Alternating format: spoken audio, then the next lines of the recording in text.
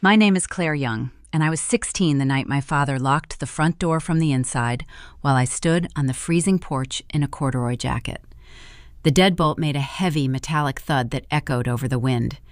Through the frosted glass, I watched his shadow walk away toward the living room where the fireplace was burning. My older sister Sarah had brought her new college boyfriend Kyle home to Taos for the weekend. They wanted my bedroom because it had the attached bath. My parents told me to take a sleeping bag into the detached, unheated garage. When I pointed out the storm warnings and the single-digit temperatures, my father did not argue. He marched me to the threshold, stepped back, and shut the door in my face. "Find somewhere else," he shouted through the glass. I stood there as the snow began to cake my boots, realizing that my safety was a cheap currency they were willing to trade for a house guest's comfort. Welcome back to Aura Vengeance, where we explore the stories of quiet women who stopped waiting for an apology and started building airtight boundaries. If you appreciate slow justice and the undeniable power of a paper trail, you are in the right place. Drop a comment and let me know how old you were when you realized you had to be your own protector. And be sure to subscribe so the next story finds you. I stepped off the porch and started walking down the shoulder of the highway. The wind off the mountains bit through my thin jacket like shattered glass. I could no longer feel my toes when a pair of high beams cut through the whiteout. A battered Ford truck pulled over and the passenger window rolled down. The man driving was in his late 60s with a face weathered like saddle leather. His name was Harrison Cole. He did not ask me if I was okay, because the answer was obvious. He just turned the heat up high, drove me to an all-night diner, and bought me black coffee. Harrison was a retired real estate attorney. When I refused to let him call child services out of that stubborn fear that makes us protect the people hurting us, he offered me a job instead. He told me to come to his old title agency after school and learn how to file. That truck ride shifted the entire trajectory of my life. Over the next 10 years, Harrison became the mentor I desperately needed. He taught me how to trace deeds, read the fine print, and understand that while emotions can be twisted, ink on a contract cannot. When he passed away a year ago, he left me with a brilliant legal foundation and a vintage Montblanc pen. I'm 26 now, living in Santa Fe, and working as a senior escrow officer. I spend my days catching missing decimals, forged signatures, and hidden liens. My life is warm, precise, and strictly my own. I had not spoken to my parents in 5 years. The silence was a luxury I earned. Then my phone buzzed on my desk. The screen displayed a Taos area code. It was my father, Richard. He skipped any greeting, holding no interest in how I was doing or whether I was healthy. His voice carried the tight, clipped cadence of a man who needed something yesterday. "Claire, we need a favor," he said. "There is an issue with the property taxes on your grandfather's cabin. We need you to push a bridge loan through your title company." I sat back in my leather chair. My parents had lived in that cabin since my grandfather passed away. I had always assumed his estate handled the taxes. What my father did not know, and what I was about to uncover, was that Harrison had managed a blind trust to cover those costs. The endowment had just run dry. The free ride was over, and the county was circling. I told my father I did not mix family and finance, and I hung up the phone. I knew the siege had just begun, but I was no longer the girl freezing on the porch. The dial tone hummed a flat, continuous note in my ear after I disconnected the call with my father. I placed the receiver back in its plastic cradle. My office in Santa Fe remained perfectly quiet, the climate control pushing a steady current of warm air through the ceiling vents. Yet for a fraction of a second, I felt the phantom bite of ice against my cheeks. Hanging up on his sudden demand brought the memory of the highway rushing back to the surface. After the deadbolt clicked shut that night 10 years ago, I had stumbled down the icy shoulder of the road. The snow was blinding, whipping across the asphalt in thick white sheets. My chest ached with a deep, hollow betrayal that hurt worse than the dropping temperature. I was losing sensation in my extremities when a pair of high beams shattered the dark. A battered Ford truck crunched to a halt on the gravel shoulder. The passenger window rolled down manually. The man behind the wheel possessed a face lined by decades of high desert sun and eyes that missed nothing. Harrison Cole did not ask silly questions. He took one look at my shivering frame, pushed the passenger door open, and cranked the heater dial until the vents roared. He drove me to a 24-hour diner on the edge of town. I sat in a cracked vinyl booth, wrapping my numb fingers around a thick ceramic mug of black coffee, watching the steam rise toward the fluorescent lights. Harrison was a retired real estate attorney. He carried the quiet authority of a man who had spent his life dissecting complex contracts and reading the hidden motives of desperate people. When I refused to let him call the authorities, out of that ingrained, pathetic loyalty abused children harbor for their parents, he simply nodded. He understood leverage.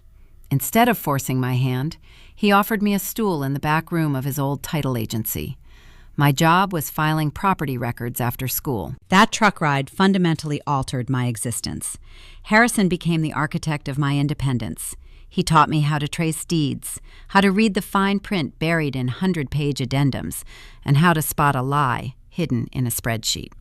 He showed me that while human feelings can be manipulated, the ink drying on a legal document is binding. When I closed my first solo escrow file at age 21, he handed me a velvet box containing a heavy, vintage Montblanc pen. Its black resin body felt substantial in my palm. "Never sign anything out of fear, Claire," he told me. "Always read the margins." My parents assumed they had discarded an inconvenience into the winter storm. They possessed no idea they had delivered me into a masterclass on strategy and legal warfare. The memory faded as my office phone chimed the following morning. The caller ID displayed my sister's name. Sarah rarely reached out unless she required an audience for her latest drama. I let it ring 3 times, letting the silence stretch before pressing the green physical button on the console. A jagged, ragged intake of breath greeted me. Sarah was weeping. It was not a gentle crying, but a frantic, breathless sobbing designed to trigger immediate panic in the listener. "Claire," she choked out between gasps, "you have to help me. Kyle is out of control." I kept my voice neutral, leaning back in my leather chair. "Explain what is happening," I said. Sarah launched into a chaotic narrative. She claimed Kyle had lost his corporate job months ago and kept it hidden from her. She painted a picture of a desperate, financially volatile husband who was backed into a corner. She told me the county was threatening to seize the cabin over the unpaid property taxes my father had mentioned the day before. "We are going to be on the street," Sarah cried, her voice cracking perfectly. "I am 6 months pregnant, Claire. He is forcing me to beg you. We just need you to co-sign the preliminary paperwork for a short-term bridge loan, just to stop the county, just to keep a roof over the baby." The performance was masterful. For a fleeting moment, a ghost of the old familial guilt fluttered in my chest. The ingrained conditioning of a younger sister, trained to absorb the burdens of the golden child, tugged at my professional detachment. I pictured her sitting in that rustic cabin, frightened and pregnant. The instinct to rescue her flared. But my gaze drifted down to the surface of my desk. The vintage Montblanc pen rested on a leather blotter, its gold trim catching the overhead light. Never sign anything out of fear. The anxiety in Sarah's voice was engineered to bypass my logic and rush my hand. In the real estate industry, urgency is the primary vehicle for fraud. When someone demands a signature immediately to avert a crisis, you slow down. I reached out and picked up the pen, feeling its reassuring weight against my fingers. "I am not co-signing a loan blindly," I told her.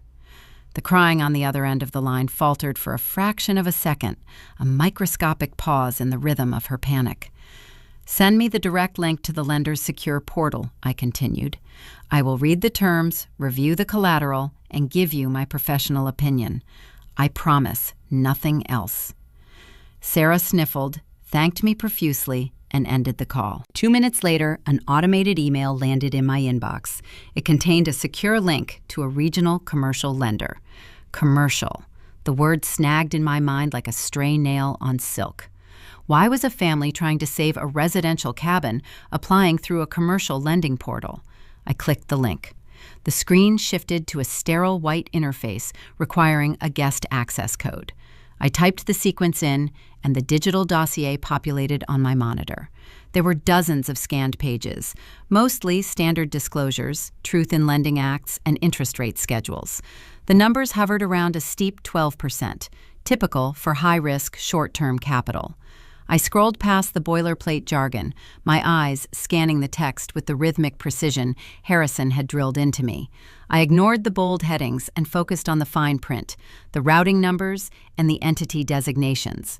I reached the borrower information section. The hair on my arms stood up. The applicant listed on the primary line was not Sarah. It was not Kyle. It was not my father or my mother. The entity requesting the capital injection was a limited liability company. I leaned closer to the glowing screen, my pulse thrumming a slow, heavy beat against my collarbone. The company was named CY Holdings, LLC. The registered address for the business was not the Taos cabin. It was the physical address of the childhood home we had grown up in, a property my parents had sold 5 years ago. My initials, my old address. The bridge loan was not a simple residential rescue operation. It was a calculated corporate liability transfer. The documents required a guarantor to merge the new funds with an existing older credit line. The narrative of a helpless pregnant sister facing a sudden tax crisis began to dissolve, replaced by the cold, sharp geometry of a premeditated trap. I needed to find out exactly what CY Holdings was, when it was formed, and what kind of financial rot it was carrying. I opened a new browser tab and logged directly into the state's corporate registry database. The name on the incorporation documents was about to change the rules of engagement entirely. The cursor blinked against the stark white background of the state corporate registry database. I typed the letters CY Holdings into the search bar, my fingers striking the mechanical keyboard with a sharp, rhythmic clatter. The loading icon spun for 3 seconds before the screen populated with a single matching entity. I clicked the hyperlinked text. The digital incorporation file opened, displaying a scanned PDF stamped with a blue state seal. The filing date indicated the company had been formed 5 years ago. I was 21 at the time, freshly independent, and finalizing my first solo escrow files under Harrison Cole. I scrolled down to the registered agent section. The name listed was a generic third-party corporate compliance firm out of Albuquerque, a standard tactic used to shield the true operators of a business from public records searches. But I did not need public records. I possessed senior-level title agency credentials, granting me direct pipeline access to secured financial clearinghouses. I opened my proprietary background software, entered the employer identification number from the LLC filing, and linked it to my childhood Social Security details. The system ran the query. The progress bar crept across my monitor. When the results rendered, the air in my office suddenly felt thin. A hidden commercial credit profile materialized. There was a revolving line of credit attached to CY Holdings. The principal balance sat at $45,000. The status indicator pulsed in a harsh crimson font. 60 days past due. They had not merely intended to use my pristine credit rating for a new bridge loan. They had been silently draining a shadow profile tied to my identity for half a decade. By utilizing a variation of my name and my old childhood address, they successfully bypassed consumer credit monitoring alerts. It was a sophisticated, deliberate financial siphon. I needed to see the original authorization. I clicked the hyperlink to view the foundational loan application. The system retrieved the archived digital signature file. My eyes scanned the bottom of the 4th page. A signature claiming to be Claire Young stretched across the guarantor line. I leaned closer to the monitor. The handwriting featured distinct tight loops and a heavy rightward slant. It was not Kyle's handwriting. It was not a digital proxy. The penmanship unmistakably belonged to my mother, Helen. On the line directly below hers, serving as the official witness to the fraudulent execution, was a signature I recognized from 100 childhood birthday cards. Sarah. The carefully constructed illusion of my weeping, helpless sister vanished. Sarah was not a victim trapped by a financially volatile husband. She was the architect of the forgery. She had weaponized her pregnancy during our phone call, deploying fake tears as tactical cover to rush me into signing the new bridge loan. The document she wanted me to execute was not designed to save a residential cabin. It contained buried clauses meant to legally merge the delinquent $45,000 commercial debt onto my legitimate personal financial record. They were attempting to secure a legal anchor, transferring their 5-year spending spree onto my shoulders before the default triggered an unavoidable audit. A profound, icy clarity settled over me. I did not cry. I did not slam my fists against the mahogany desk. I simply pressed the print command. The laser printer in the corner of my office hummed to life, sliding crisp, warm sheets of paper into the output tray. I gathered the evidence, securing it inside a yellow manila folder. But one piece of the puzzle remained out of place. Why were they executing this desperate maneuver now? The Shadow LLC had existed for 5 years. They could have continued making minimum payments, keeping the fraud dormant. Something had forced their hand, stripping away their financial buffer. My father's brief, panicked phone call from the previous afternoon echoed in my mind. He had mentioned a crisis regarding the property taxes on my grandfather's Taos cabin. I set the manila folder aside and opened the county tax assessor's portal. The cabin had always been a point of supreme pride for my parents. They moved into the rustic, sprawling mountain property the month my grandfather died, acting as if they had ascended to royalty. I navigated to the parcel map, inputted the lot number, and pulled the 10-year payment ledger. The grid of numbers revealed a fascinating narrative. For the past decade, the property taxes had been paid in full, consistently clearing the county accounts on the 15th of January. I checked the origin of those electronic transfers. The payments did not originate from my parents' checking account. They were wired from an escrow ledger belonging to a private law firm, Harrison Cole's firm. The pieces snapped together with breathtaking precision. When my grandfather passed away, he had not left the cabin to my parents in a simple probate transfer. He had enlisted Harrison to establish a blind trust. My parents had lived in the house under the assumption that the estate simply possessed infinite resources to cover the overhead. But trusts require funding. Harrison had structured the vehicle with a 10-year endowment dedicated solely to preserving the property. I looked at the current year on the assessor's ledger. The column for January 15th remained blank. Below it, a bright red notice indicated a rejected automated clearinghouse transfer. Insufficient funds. The 10-year endowment had officially run dry. The expiration date had arrived. The county had already issued a formal notice of intent to lien, initiating the preliminary stages of tax foreclosure. The free ride was over. The invisible benefactor shielding my parents from their own financial incompetence had vanished. Richard panicked because the sudden tax burden threatened to expose their complete lack of resources. They could not secure a legitimate loan to save the cabin because they had already maxed out and defaulted on the fraudulent CY Holdings account. Their only remaining option was to force me into co-signing the bridge loan. That single signature would inject enough fresh capital to pay the county while simultaneously trapping me with the commercial arrears. I picked up the vintage Montblanc pen, rolling the smooth resin between my fingers. My parents had orchestrated an elaborate stage play, assigning themselves the roles of desperate, loving family members facing an unfair tragedy.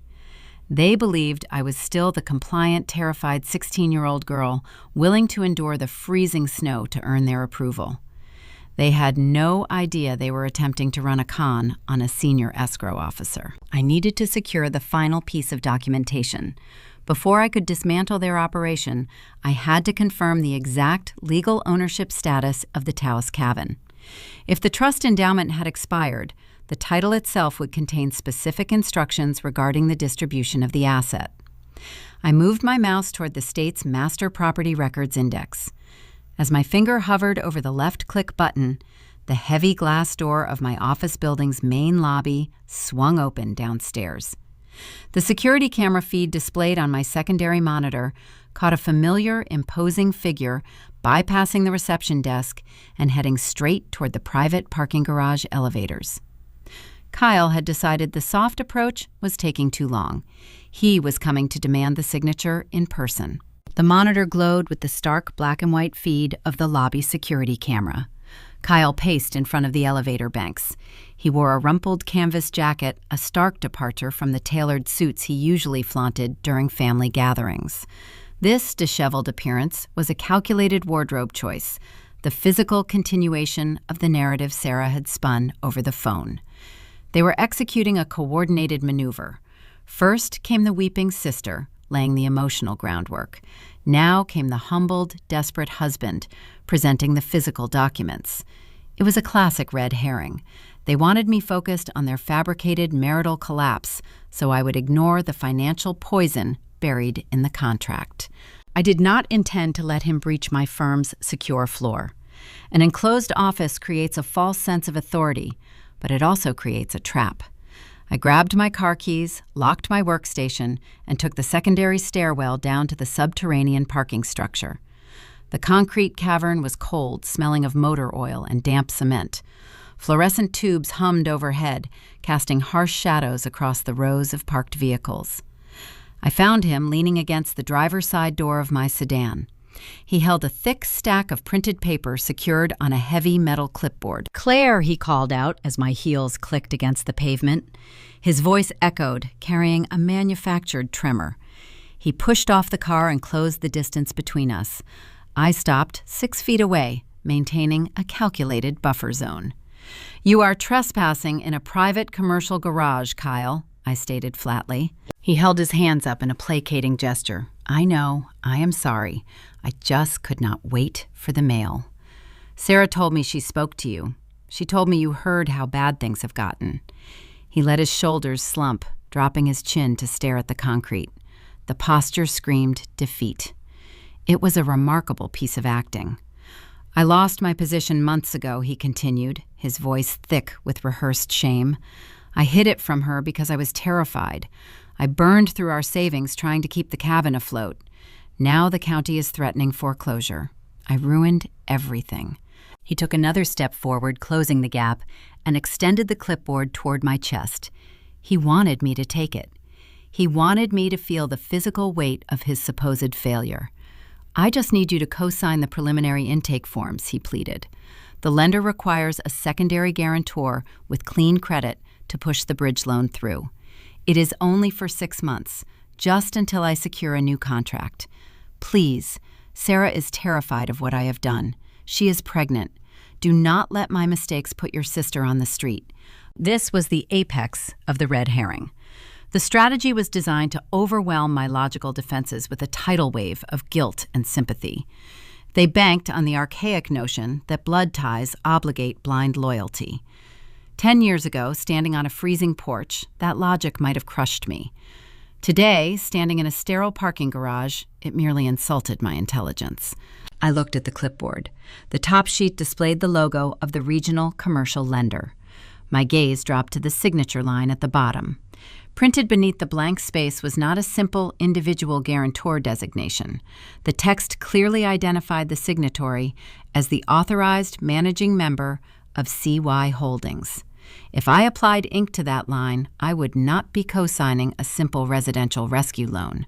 I would be legally ratifying my ownership of their fraudulent shadow company, legally binding myself to the $45,000 in commercial arrears they had racked up in my name. I did not touch the clipboard. I kept my hands buried deep in the pockets of my wool coat. "Your performance is impressive," I told him. "The rumpled jacket is a nice touch, but you forgot to take off the watch." Kyle blinked his brow, furrowing in genuine confusion. He glanced down at his left wrist. A heavy brushed steel chronograph peeked out from beneath his frayed cuff. It was a timepiece that retailed for more than most people earned in 6 months. "A man drowning in debt does not retain luxury assets," I explained, keeping my tone analytical and cool. "He liquidates them to pay the property taxes. Furthermore, a residential tax crisis does not require a commercial bridge loan, and it certainly does not require the signature of the managing member of CY Holdings." The manufactured tremor in his hands vanished. The slump in his shoulders evaporated, replaced by a rigid, hostile posture. The pathetic, humbled husband disappeared in a fraction of a second. The red herring had failed to distract me, and the man standing in front of me realized his trap was empty. His jaw tightened. The scent of his expensive cologne mixed with the metallic odor of the garage. "You think you are so smart," he sneered, his voice dropping an octave into a cold, menacing register. "You sit in your fancy office playing with numbers while your family suffers. You owe us, Claire." "I owe you nothing," I countered, holding his gaze without a single flinch. "You and Sarah stole my identity. You forged my signature to open a commercial credit line. You defaulted on it. Now you are attempting to trick me into legally assuming your fraudulent debt under the guise of saving a cabin." Kyle stepped closer, using his height to cast a shadow over my face. He pointed a thick finger at my chest. "You are going to sign this release," he demanded, stripping away the final remnants of his facade. "If you do not guarantee this loan, the county takes the cabin. If the cabin goes, your parents have nowhere to live. I will make sure everyone in Taos knows the wealthy escrow officer in Santa Fe threw her sick father and pregnant sister out into the cold. I will ruin your professional reputation." The threat hung in the damp air. It was a crude attempt at blackmail, relying on the assumption that I feared public opinion more than financial ruin. He wanted to intimidate me in the shadows. He possessed no idea I was wearing a security badge equipped with an active, continuous audio recording microchip designed for secure client interactions. Every threat, every admission of intent was currently buffering onto a secure server. "I do not sign documents in parking garages," I told him, stepping around his imposing frame to unlock my car door. "Bring your paperwork to the cabin this weekend. I will review it there." Kyle smirked, assuming my retreat signaled a delayed surrender. He thought the threat of a public smear campaign had cracked my resolve. He slapped the clipboard against his thigh, turned on his heel, and stalked toward the exit ramp. I slid into the driver's seat and locked the doors. The immediate physical confrontation was over, but the structural mystery remained. Kyle was willing to risk federal wire fraud and extortion to save that specific piece of real estate. The desperation radiating from him was authentic, even if the premise was fake. They needed that cabin. I started the engine, letting the heater chase the chill from the interior. I needed to know exactly why that property was the center of their universe. If the 10-year endowment had expired, the title itself held the final answer. I shifted the car into gear, steering toward the exit. I was going back to my desk. It was time to pull the complete chain of title on my grandfather's estate and discover exactly who owned the ground my family was standing on. I navigated the sedan out of the subterranean garage and merged onto the sunlit streets of Santa Fe. The drive back to my office complex offered a brief window to compartmentalize the parking lot encounter. Kyle had shown his hand. He was banking on intimidation, utilizing his physical presence and the threat of a public smear campaign to force a signature. It was the desperate thrashing of a man who realized his financial oxygen was running out. I parked in my reserved surface spot, badged through the glass security doors, and returned to my suite. The climate control enveloped me in a quiet, steady warmth. I hung my wool coat on the brass hook behind the door, sat down in my leather ergonomic chair, and woke my dual monitors. Before I pulled the property deed for the cabin, I needed to construct an impenetrable, itemized timeline of their fraud.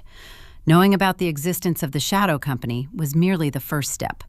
To guarantee a conviction and to utterly dismantle their narrative in front of an audience, I required the granular transaction ledgers. I needed to see exactly how they had spent $45,000 of stolen capital. I am a senior escrow officer. My daily routine involves tracing wire transfers across international borders and auditing complex corporate trust accounts. Unraveling a domestic identity theft scheme orchestrated by amateurs barely required my full attention. I bypassed the standard consumer credit bureaus. My personal monitoring systems were frozen and locked, which is exactly why my mother and sister had utilized a specific, archaic loophole to build their trap. They had registered CY Holdings as a commercial entity, securing an employer identification number from the federal government. They then linked that commercial profile to my childhood Social Security details, acting as the corporate officers. Commercial debt does not automatically report to personal consumer profiles like Experian or Equifax. It remains hidden in the corporate registry shadows, growing like a financial malignancy until a catastrophic default triggers a cross-referenced judgment. I logged into a proprietary financial clearinghouse platform used by underwriters, entered the shadow company credentials, and requested the historical billing statements. The system processed the inquiry. A sequence of PDF documents populated on my right monitor, representing 60 months of unchecked spending. I opened the oldest statement dating back 5 years. The timeline resonated with a bitter irony. 5 years ago, I was subsisting on instant ramen, living in a cramped studio apartment, and studying late into the night for my final state licensing exams. I was building my foundation, brick by brick. According to the ledger on my screen, my family was simultaneously building a luxury lifestyle using my hijacked name. The transaction metadata painted a vivid, undeniable picture. The authorized cardholder making the daily purchases was not my mother. It was Sarah. The weeping, helpless pregnant sister who claimed she was a victim of financial abuse was actually the primary beneficiary of the fraud. I scrolled through the itemized charges. The record displayed thousands of dollars spent at high-end maternity boutiques, boutique interior design firms, and luxury appliance retailers. There were invoices for custom mahogany cabinetry delivered to the Taos cabin. There were charges for resort vacations in Scottsdale and premium prenatal care packages. The narrative they had attempted to feed me dissolved into a series of documented receipts. Sarah was the mastermind. She possessed the expensive tastes and the cold entitlement required to steal from her estranged sister. My mother, Helen, was the enabler, providing the forged signature to bypass the initial identity verification. Kyle was the aggressive muscle, brought in to enforce the cleanup operation when their spending spree finally collided with reality. They had drained the credit line to its maximum limit. Now the account was delinquent, bleeding penalty fees and compound interest. A hard default would inevitably shatter the corporate veil, sending collections agencies directly to my doorstep. In my profession, an undisclosed commercial default is an immediate career death sentence. It strips you of your bonding capability and revokes your escrow license. They were not merely stealing funds. They were holding a blade to my livelihood. I leaned forward, resting my elbows on the mahogany desk, and brought up the digital copy of the bridge loan application Sarah had emailed me earlier. I needed to dissect the specific trap Kyle had tried to hand me on his clipboard. I magnified the fine print buried on the 17th page of the digital contract. There it was, hidden beneath a block of dense legal jargon, a guarantor release and assumption clause. The wording was meticulously crafted. If I had yielded to Kyle's intimidation in the garage or fallen for Sarah's tears on the phone, my signature on that single line would have triggered a catastrophic chain reaction. The clause explicitly stated that the signatory acknowledged and assumed all prior corporate liabilities associated with CY Holdings. By signing the bridge loan, I would not merely be helping them pay their overdue property taxes. I would be legally validating the fraudulent LLC. The act of signing would retroactively erase the crime of identity theft, transforming their felony into my authorized consent. I would become the sole, undisputed bag holder for their 5 years of gluttony. I highlighted the clause on my screen, selected the print command, and watched the paper slide into the output tray. I added the transaction ledgers, the forged incorporation documents, and the assumption clause to the growing stack inside my yellow manila folder. The paper trail was airtight. It was cold, empirical, and absolutely lethal to their survival. Yet a critical structural flaw remained in their desperate strategy. To secure the new commercial bridge loan, the lender required tangible collateral. The application clearly listed the Taos cabin as the underlying asset guaranteeing the funds. Financial institutions do not hand over capital based on sentimental attachments.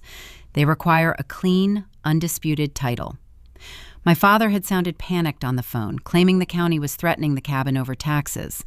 But title companies run preliminary ownership sweeps before approving any loan origination. Their application must have hit a wall during the underwriting phase. The lender would have pulled the property records and discovered an anomaly, prompting my family's frantic, uncoordinated assault on my boundaries. They needed me to sign the documents not just to absorb the debt, but because my signature was somehow required to clear the title on the cabin. I moved my mouse to the left monitor, bringing up the state's Master Property Records Index. The cabin had always been the crown jewel of our family, the rustic mountain retreat my grandfather built with his own hands. My parents marched into it the week after his funeral, acting as the undisputed heirs. I typed the parcel identification number into the search field. The database queried the county recorder's archives.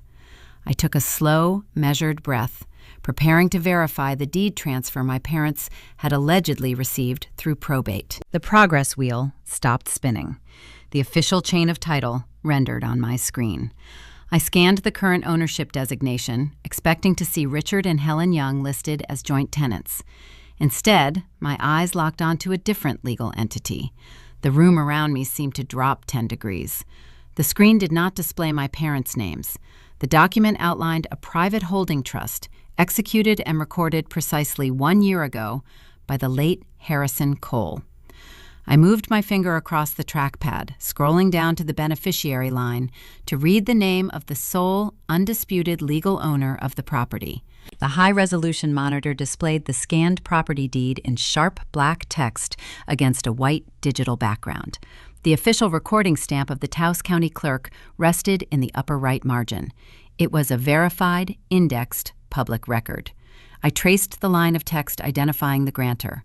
The document listed a private holding trust administered by Harrison Cole. I moved my eyes down to the grantee designation. The name printed in bold capital letters was Claire Elizabeth Young. I leaned back in my ergonomic chair. The leather creaked softly in the quiet office. I did not blink. I read the legal description of the property, the parcel identification number, and the geographical coordinates to ensure no error existed. The data remained consistent. The rustic mountain cabin my parents had occupied for the last decade did not belong to them. It belonged to me. The architecture of my late grandfather's estate plan suddenly materialized with breathtaking clarity. He possessed a shrewd, pragmatic mind. He watched my parents refinance their previous homes into oblivion. He witnessed their reckless spending habits and their total inability to delay gratification. More importantly, he saw the dynamic within our family structure. He recognized that Sarah was coddled and I was discarded. He knew that leaving the cabin to my father in a standard probate transfer would result in a swift foreclosure or a fire sale to cover mounting credit card bills. To protect his legacy, my grandfather engaged Harrison Cole. They constructed a generation-skipping blind trust. The legal instrument was a fortress. It allowed my parents to reside in the property, maintaining the illusion of ownership, while a 10-year cash endowment quietly paid the property taxes and the structural insurance premiums. The trust contained a specific, non-negotiable execution trigger. Upon my 25th birthday, the asset would transfer out of the blind trust and vest entirely in my name. Harrison handled the transaction quietly 1 year ago, precisely 12 months before his own passing. He filed the paperwork, paid the recording fees, and secured the deed in a private holding company registered to me. My parents lived in that house for a full year, hosting holiday dinners and walking across the hardwood floors, ignorant of the fact that they were residing on my property. They strutted around the Taos community acting like landed gentry, while a countdown clock ticked away in the background. The profound irony of their current financial panic washed over me. I understood exactly why their commercial bridge loan application had stalled.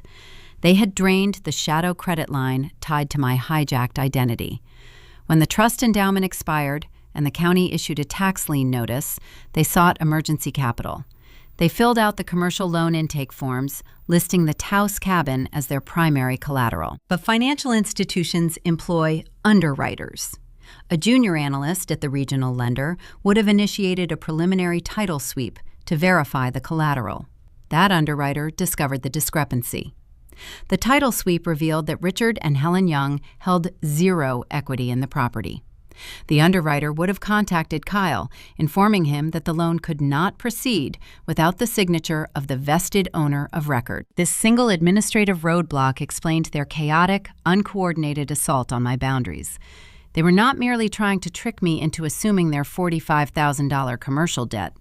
They needed my signature to encumber my own house. They hoped to bury a quitclaim deed and a liability assumption clause within a thick stack of preliminary intake forms, banking on the assumption that I would not read the fine print. They intended to steal my real estate to pay off the debt they had accrued by stealing my identity. I sat in the glow of the monitor marveling at their arrogant incompetence. They were playing a high-stakes game of financial chess without realizing I owned the board, the pieces, and the table they were sitting at. I stood up and walked down the carpeted hallway to the office kitchenette. The firm maintained a high-end espresso machine on the granite counter. I selected a ceramic mug, placed it under the dispenser, and pressed the brewing button. The machine hummed, filling the room with the rich, dark scent of roasted coffee beans. I wrapped both hands around the heated ceramic. The warmth seeped into my palms. My mind drifted back to the unheated, detached garage in Taos. I remembered the sensation of my boots freezing to the porch planks, the biting wind cutting through my corduroy jacket, and the metallic click of the deadbolt locking me out. My father had told me to find somewhere else. I had followed his instructions perfectly. I built a sanctuary composed of clean ledgers, verified deeds, and airtight contracts. I was no longer the vulnerable teenager begging for a warm place to sleep. I was the landlord. They were the trespassers. I returned to my office and set the coffee mug on a coaster. The manila folder resting on my desk was growing thick. It contained the fraudulent credit profile, the forged incorporation documents, the transaction ledgers detailing Sarah's luxury purchases, and the verified chain of title for the Taos cabin. The paper trail was lethal. It constituted a complete, undeniable narrative of felony fraud and attempted extortion. I needed to decide how to deploy the evidence. A quiet legal filing would result in swift consequences, but it lacked the necessary educational impact. People who weaponize familial guilt require a public mirror. They needed to see their own reflection in the presence of witnesses. As if sensing my internal debate, my cell phone illuminated on the desk. The screen displayed an incoming text message from my mother. Her communication style always featured a cloying, manufactured sweetness designed to mask her underlying motives. I tapped the screen to open the thread. The message consisted of 3 short sentences. Claire, your father and I want to make things right. Come to the cabin this Sunday for a reconciliation dinner. We have spoken to a lawyer, and we want to formally sign grandfather's property over to you as a peace offering. I stared at the glowing pixels. The sheer audacity required to type those words defied logic. They were offering to give me a house I already owned. The invitation was a meticulously crafted trap. They planned to seat me at the dining room table, surround me with the emotional pressure of a family dinner, and present a stack of legal documents. They would frame the paperwork as a generous gift, a passing of the torch.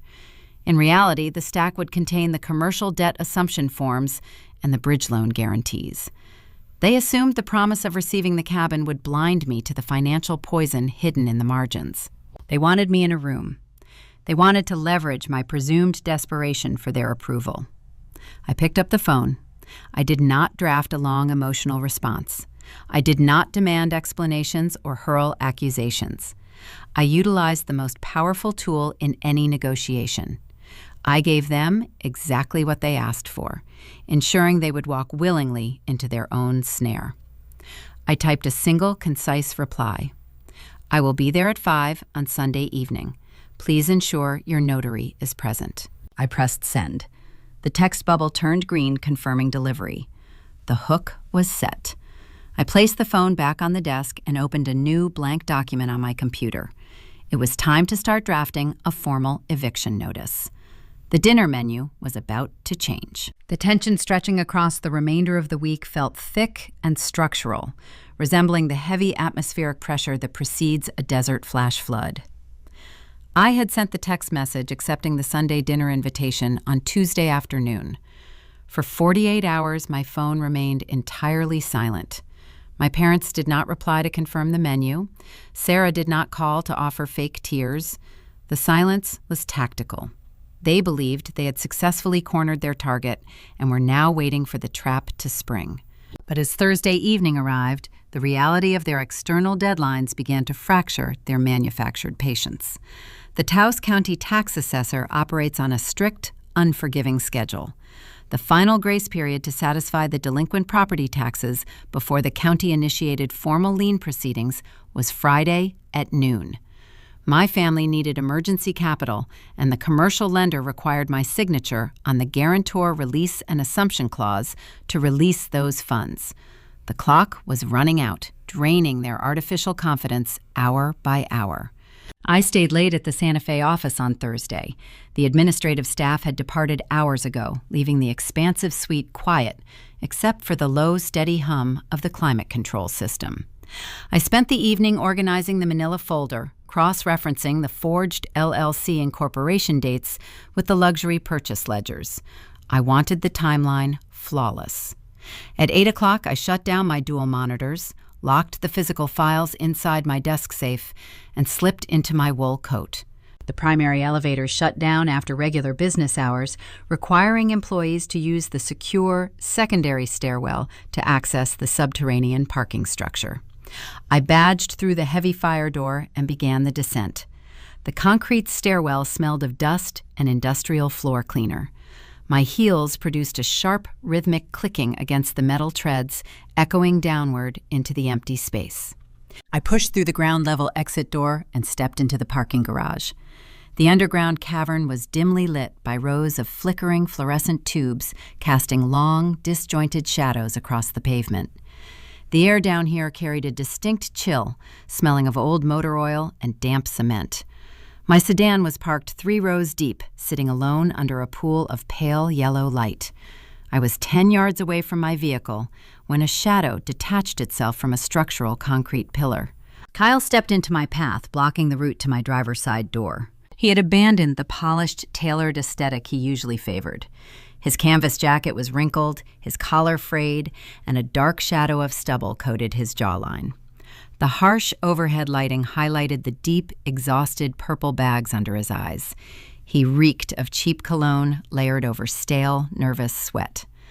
The pressure of the impending county foreclosure had stripped away his arrogant veneer, leaving behind a frantic, cornered animal. He did not offer a greeting. He closed the distance between us in 3 rapid strides and shoved a heavy metal clipboard directly against the center of my chest. "Sign the guarantor release for the LLC Claire," he demanded. His voice was a harsh, ragged whisper, echoing off the concrete walls. The physical impact of the clipboard pushed me back half a step. I caught my balance, my hands remaining deep inside my coat pockets. I did not gasp. I did not raise my arms in a defensive posture. I simply looked down at the top sheet of paper clamped to the metal board, recognizing the familiar logo of the regional commercial lender, and then raised my eyes to meet his gaze. His pupils were dilated. His knuckles gripping the edge of the clipboard were stark white. "I am not signing anything," I stated my voice, holding the calm, flat resonance of a bank teller declining an overdrawn check. "Step away from my vehicle." Kyle leaned closer, invading my personal space. The scent of his cologne became cloying, almost suffocating in the stagnant garage air. "You are going to sign it right now," he sneered, a desperate venom leaking into his tone. "I am done playing games with you. If you do not put your name on that release line, I will walk upstairs tomorrow morning, I will bypass the receptionist, and march straight into your managing broker's office." He paused, waiting for a reaction. When my expression remained neutral, he outlined his threat with meticulous, vicious detail. "I will drop the credit report for CY Holdings right on his desk," Kyle continued, his lips curling into a triumphant snarl. I will show him the $45,000 commercial default attached to your childhood Social Security details. I know how your industry works, Claire. Escrow officers cannot carry undisclosed delinquent commercial debt. It voids your surety bond. It revokes your state operating license. If you do not sign this release and legitimize the bridge loan to save the cabin, I will personally make sure your boss knows you are defaulting on corporate loans. I will end your career before lunch." He stood there, chest heaving, waiting for the threat to crush my resolve. He believed he had discovered the ultimate leverage. His strategy was a textbook example of parasitic logic. He was using the exact debt he and Sarah had forged to destroy my professional reputation if I refused to legally assume responsibility for their crime. He banked heavily on the assumption that a terrified woman would choose to quietly absorb a financial loss rather than face a devastating public scandal at her workplace. He was relying on the fear of that 16-year-old girl standing in the blizzard. But I was 26. I held the keys to his entire life, and he possessed no idea he was standing in a trap of his own making. I did not flinch. I maintained unwavering eye contact, allowing the silence to stretch between us for 3 long seconds. The hum of a ventilation fan whirred in the background. I slowly removed my right hand from my coat pocket. I raised it to my chest, my fingers brushing against the edge of the clipboard he was still pressing against my sternum. I moved my hand an inch higher and tapped the hard plastic casing of the ID badge hanging from my corporate lanyard. Firms handling multi-million-dollar wire transfers and sensitive escrow trust accounts employ stringent security protocols. My lanyard did not merely hold a printed photograph and a magnetic proximity chip. The thick plastic casing housed an active, continuous audio recording microchip designed to document off-site client interactions and log potential security incidents. The device buffered data to a secure remote server the moment it was activated. "I don't sign legal documents in parking garages." "Kyle," I said calmly, my voice crisp and deliberate, ensuring the microphone captured every syllable. "And you just admitted to blackmail." Kyle froze. His eyes darted down to the plastic badge resting against my collarbone, and then snapped back up to my face. The cognitive dissonance was visible in his expression. His ego, inflated by years of manipulating my family, refused to accept that he had been outmaneuvered. He sneered, his upper lip twisting in a mask of arrogant disbelief. He assumed my calm demeanor was a desperate bluff, a fake shield erected to hide a core of trembling fear. "You think you are so clever," he scoffed, his voice dripping with contempt. He ripped the clipboard back, clutching it tightly against his side. "Go ahead and play your little office games. You will be at the cabin on Sunday. When you see your mother crying and your father packing boxes, you will sign. You always cave when people look at you." He turned on his heel, his leather shoes scuffing harshly against the cement, and stalked away into the shadows of the garage. He did not look back. He left the threat hanging in the damp air, fully believing he retained the upper hand. I watched his silhouette disappear around the concrete ramp leading to the exit. My pulse maintained a slow, steady rhythm. The adrenaline running through my veins felt cold and sharp, heightening my senses rather than clouding my judgment. I unlocked my sedan, slid into the driver's seat, and secured the doors. I unclipped the ID badge from my lanyard, reached into the center console, and retrieved a small USB cable. I plugged the badge directly into my laptop resting on the passenger seat. The proprietary security software launched automatically on the screen. I entered my credentials, accessed the local buffer drive, and downloaded the audio file from the last 10 minutes. I clicked play. The laptop speakers emitted the echoing acoustics of the subterranean garage. I heard the scuff of his shoes. I heard the sharp, aggressive rustle of his canvas jacket. And then, clear and undeniable, I heard his voice outlining the explicit threat to destroy my career using the fraudulent commercial debt. I stopped the playback. I transferred the audio file onto a silver flash drive. The manila folder sitting on my office desk was no longer just a collection of forged signatures and luxury receipts. It now contained a verified recorded confession of felony extortion. Kyle had attempted to use brute force to break my boundaries, but he had merely handed me the rope required to hang him. The siege was escalating to a boiling point, and the Sunday reconciliation dinner was rapidly transforming from a family gathering into an execution chamber. Friday morning arrived with a hard, bright light pouring through the floor-to-ceiling windows of my Santa Fe office. The sterile warmth of the suite offered a sharp contrast to the cold, damp concrete of the parking garage where Kyle had attempted his extortion hours earlier. I sat at my mahogany desk, nursing a ceramic mug of dark roast coffee. The silver flash drive containing his recorded threats rested securely inside my locked center drawer. The physical confrontation had failed to produce the signature they required. When a blunt instrument shatters against a reinforced wall, predators do not simply walk away from the breach. They recalibrate. They seek a softer, more deceptive angle of attack. At precisely 9 o'clock, my cell phone vibrated against the polished wood surface. The screen illuminated to display a notification banner from my mother. Helen possessed a remarkable, dangerous talent for shifting her persona based on the demands of the moment. She could transition from a detached, cruel spectator to a wounded, desperate matriarch without missing a single beat. I unlocked the device and opened the messaging interface. The text consisted of a carefully constructed paragraph dripping with manufactured maternal warmth. Claire, your father and I want to make things right. Come to the cabin this Sunday for dinner. We have spoken to a lawyer, and we want to formally sign grandfather's property over to you as a peace offering. I read the words twice, allowing the sheer, staggering audacity of the proposition to settle into my mind. The setup was breathtaking in its toxic brilliance. Having realized that physical intimidation and weeping phone calls lacked the necessary leverage, my family had retreated to their most reliable weapon. They were offering me the ultimate prize. They were offering inclusion. Growing up in that house, Helen governed our daily lives through a rigid system of conditional affection. Sarah received lavish praise, expensive clothing, and unwavering support simply for existing. My presence required constant, grueling justification. If I scrubbed the kitchen floors, organized the pantry, and vanished into the background before their social guests arrived, I might earn a brief, tight smile.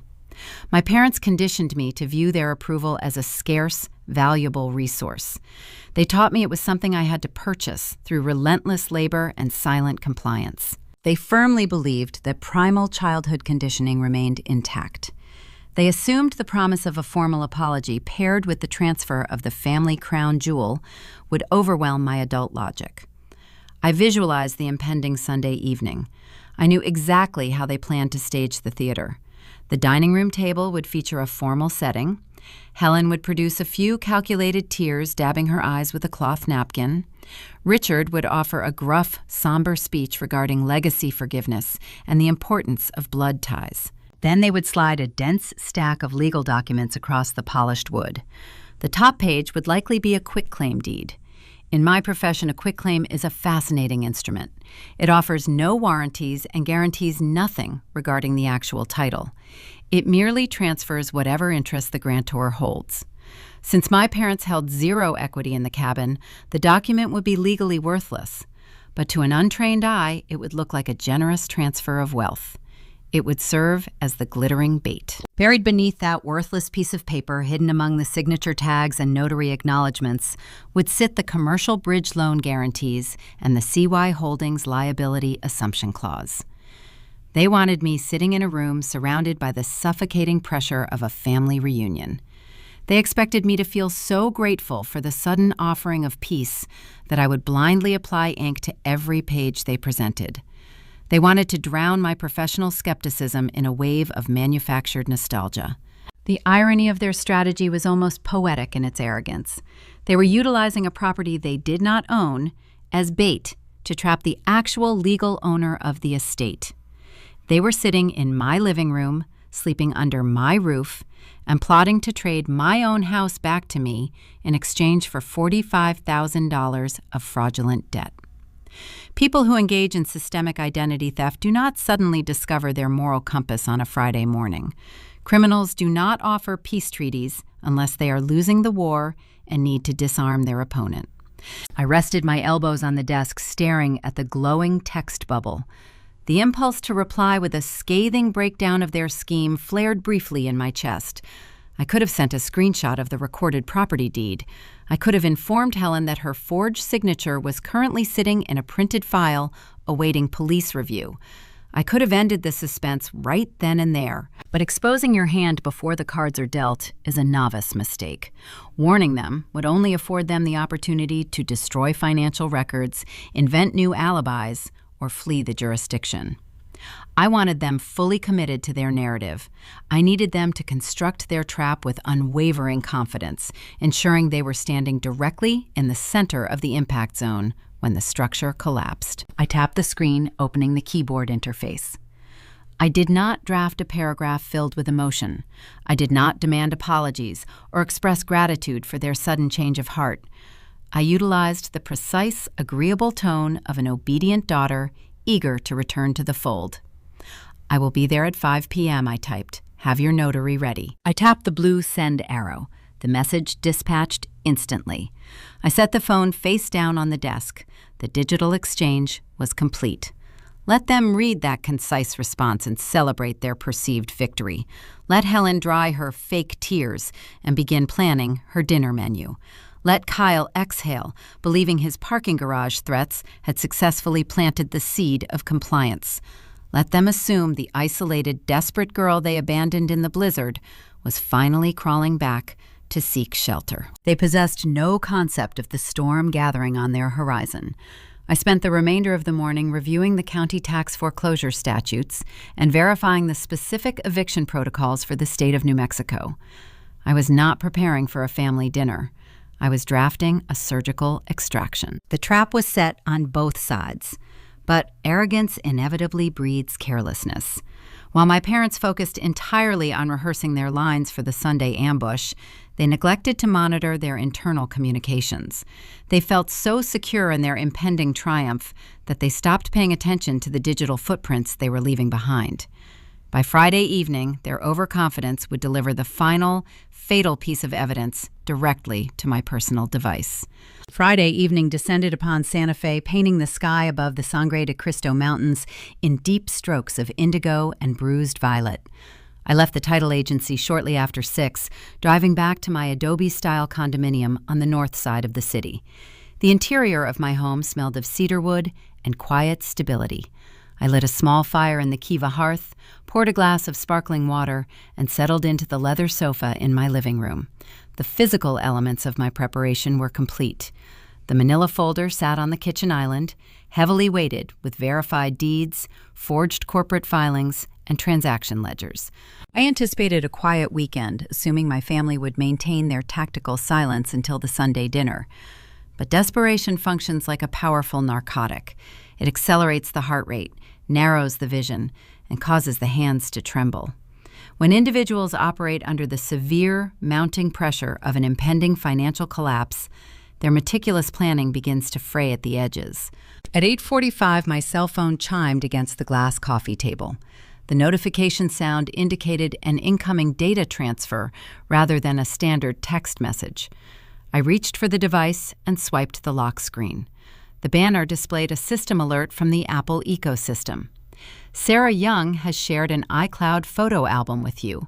I frowned, staring at the digital invitation. Sarah and I did not share photographs. We did not exchange casual memories or document our daily lives for each other. Our digital relationship consisted exclusively of her sporadic, frantic demands for assistance. I tapped the notification. The operating system launched the Native Photos application, loading a newly created shared folder. The album title read, Nursery Inspiration Board. My initial assumption involved another layer of the red herring. I suspected she was intentionally sending me images of cribs, pastel paint swatches, and baby blankets to reinforce the narrative of her vulnerable pregnancy, hoping to soften my resolve before the Sunday ambush. I clicked the album to view the contents.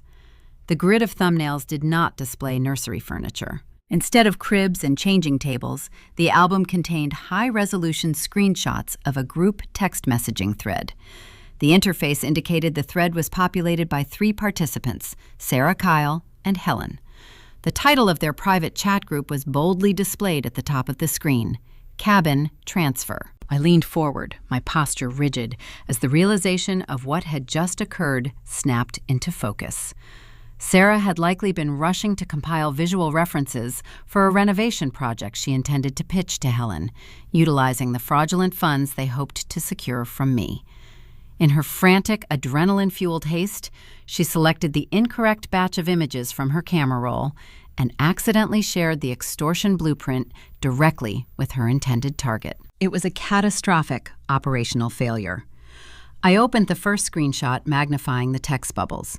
The timestamps indicated the conversation had occurred just hours after I accepted the dinner invitation that morning. The digital dialogue stripped away every remaining layer of their carefully constructed facade. Make sure the notary arrives at the property a full 30 minutes before Claire gets there, Sarah wrote in a blue text bubble. We need the signature tags already placed on the documents. If she actually stops to read the LLC assumption clause hidden in the middle of the stack, she will bolt. Do not let her hold the paperwork. Just keep her distracted. The response from Helen followed 2 minutes later. I will handle her, my mother typed. I will start crying right after Richard pours the wine. I will talk about how your father's health is failing and how much this family needs a win. She cannot handle public scenes. She always caves when people look at her. Just slide the pen across the table while she is flustered. Once she applies ink to those pages, the debt is legally hers and the cabin is saved. Kyle chimed in next. I have the commercial bridge loan rep on standby for Monday morning. The minute she ratifies the CY Holdings debt, the lender releases the funds to cover the county tax lien. If she tries to back out after signing the contract, holds her personally liable. We are finally clear of this mess. I scrolled through the subsequent images, reading my family's calculated, predatory dialogue in real time. They were not merely hoping I would help them. They were actively orchestrating a psychological assault designed to paralyze my cognitive functions. Helen intended to weaponize my father's mortality. Sarah planned to weaponize her unborn child. Kyle intended to utilize the sheer momentum of the notary process to bypass my legal scrutiny. They discussed me not as a daughter or a sister, but as a hostile asset requiring extraction. The text thread functioned as a detailed blueprint for an ambush, confirming their premeditated intent to commit financial fraud by deception. I did not experience a surge of anger. The profound, icy detachment Harrison Cole had nurtured within me took complete control. Emotion is a liability during a siege. I calmly activated the screen recording function on my device, scrolling slowly through the entire shared album to capture a continuous video file of the evidence. Next, I took my own secondary screenshots of their text bubbles, ensuring the timestamps and contact names were clearly visible. I securely transferred the files to my encrypted cloud server, creating an untouchable digital backup. Then, I connected my phone to the wireless printer sitting in my home office. I printed every single screenshot on crisp, heavyweight white paper. I walked into the kitchen, retrieved the yellow manila folder from the island, and inserted the fresh pages. The file was getting wonderfully thick. It felt substantial, carrying the physical weight of every lie they had ever constructed. I looked at the clock. It was past 10. Sarah had likely realized her error by now and was probably scrambling to unshare the album or delete the images. But the internet is unforgiving. Once a digital asset transfers, the recipient holds the receipt forever. I closed the folder and secured the brass clasp. The evidence was absolute, but evidence alone does not end a conflict. Evidence must be presented to an audience. My parents believed they controlled the narrative because they controlled the Taos community. They spent years cultivating an image of a respectable, tight-knit family, an illusion they would fiercely protect. If I confronted them privately, they would simply deny the allegations, destroy the paperwork, and spin a new web of lies to their social circle. I needed to sever their ability to control the narrative. I needed the town to watch the facade crumble. As I carried the folder toward my briefcase, my phone buzzed again. It was not Sarah attempting to recall the photographs. The notification banner indicated an alert from the massive Taos Community Facebook group, a digital town square boasting over 10,000 active members. The alert signaled that Helen Young had just published a new, highly visible post tagging my personal profile. The private ambush was officially going public. I unlocked the device and navigated to the social media application. The blue and white interface loaded, presenting a notification badge that linked directly to the Taos Community Board. This digital forum functioned as the central nervous system of my hometown, boasting over 10,000 active members who used the space to advertise local businesses, coordinate charity drives, and disseminate neighborhood gossip. Helen had authored a masterpiece of suburban fiction. Her post spanned 4 lengthy, emotive paragraphs. She did not mention the delinquent commercial bridge loan, the forged CY Holdings entity, or the impending county tax foreclosure. Instead, she spun a devastating narrative featuring a ruthless corporate executive utilizing arcane legal maneuvers to seize a beloved family cabin, threatening to cast her own pregnant sister into the winter cold. "We only ever wanted to keep our family together under one roof," Helen wrote, "but the corporate banking world changes people. It poisons their priorities. Now my sick husband and my daughter expecting her first child are facing eviction by our own flesh and blood. Please pray for Claire. We just want her to remember where she came from." The comments section populated in real time. It was a digital feeding frenzy. People I had not spoken to since high school graduation weighed in with swift, brutal moral judgments. My former sophomore biology teacher expressed her profound disappointment, recalling how quiet and polite I used to be. Second cousins who only materialized during major holidays demanded I issue a public apology to my parents. The owner of the local diner offered Sarah free meals to ensure the baby received adequate nutrition during this stressful ordeal. Helen relied heavily on her decades of social cultivation to orchestrate this strike. Growing up, she served as the head of the local parent-teacher association and the primary organizer for the church bake sales. My father managed the hardware supply store on Main Street, greeting everyone by name. They were deeply embedded in the local mythology, viewed as steady pillars of the community. I was the invisible younger daughter who fled down the mountain to Santa Fe the moment I acquired a dependable vehicle. The town possessed a pre-existing bias, and Helen played that bias like a meticulously tuned instrument. I understood the precise psychological strategy behind launching this smear campaign on a Friday night. They intended to exert maximum social friction before the Sunday dinner. The maneuver was designed to shatter my composure. They wanted me walking into the cabin feeling despised, isolated, and desperate to reclaim my social standing. They calculated that the sheer weight of public shame would compel me to sign the liability assumption forms just to make the digital harassment cease. I did not draft a rebuttal. I did not tap the reply arrow to defend my character or correct the record. Engaging with a manufactured mob merely validates their artificial outrage. I placed the phone face down on the glass table. The fire in the Kiva hearth crackled, radiating a dry, steady heat across the living room tiles. I walked into the kitchen, filled a kettle with water, and placed it on the stove to boil. Harrison Cole used to sit behind his expansive oak desk, reviewing contentious property disputes, and remind me of a fundamental legal principle. He would say that public opinion represents a temporary weather pattern, while a recorded deed represents the mountain itself. A storm can hurl rain and wind against the granite, but when the clouds clear, the rock remains unchanged. The fire Helen built on lies would eventually require fuel to sustain its heat. When it ran out of fiction, it would inevitably turn and consume the arsonist. I poured hot water over loose tea leaves and watched the dark amber color bleed into the ceramic mug. My phone continued to vibrate against the glass table, vibrating a dozen times a minute as new notifications rolled in. I let the public outrage burn hot. I sipped my tea and enjoyed the quiet sanctuary of my home. By 8 o'clock the following morning, the digital friction breached my professional perimeter. My cell phone rang, displaying the direct line of my managing broker at the Santa Fe Title Agency. He was an older, risk-averse man who monitored the firm's reputation with paranoid vigilance. Claire, he began skipping any polite greeting. I am looking at a social media thread originating out of Taos. It has been shared over 400 times since last night. The comments are mentioning our agency by name.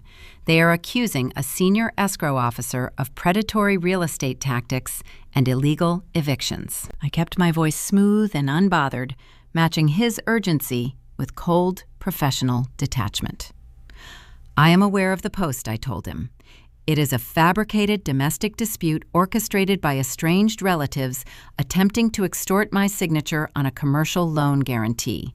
They do not hold equity in the property they are discussing. The Taos County Sheriff's Department will be receiving my preliminary documentation regarding identity theft shortly. The mention of the Sheriff's Department and formal identity theft charges acted as a soothing balm to his corporate anxiety. A long exhale echoed through the receiver. Keep our brand out of the crossfire, he instructed, his tone shifting from accusatory to managerial. Handle your domestic issues by Monday, or we will need to schedule a formal human resources conversation. I ended the call. The stakes had elevated, shifting from a private family dispute to a direct threat against my livelihood. Kyle had promised to ruin my career in the parking garage, and Helen was currently executing the initial phases of that exact threat online. They were attempting to burn my life to the ground to keep themselves warm. They wanted the town watching. They wanted an audience to witness my presumed submission, using the community as a heavy, blunt instrument to force my hand. I smiled, a tight, cold curve of the lips reflecting in the dark screen of my phone. I wanted an audience, too. If my parents insisted on dragging the entire population of Taos into our private conflict, I would ensure the community received a spectacular, unforgettable performance. The town demanded a villain, and Helen had eagerly cast me in the role.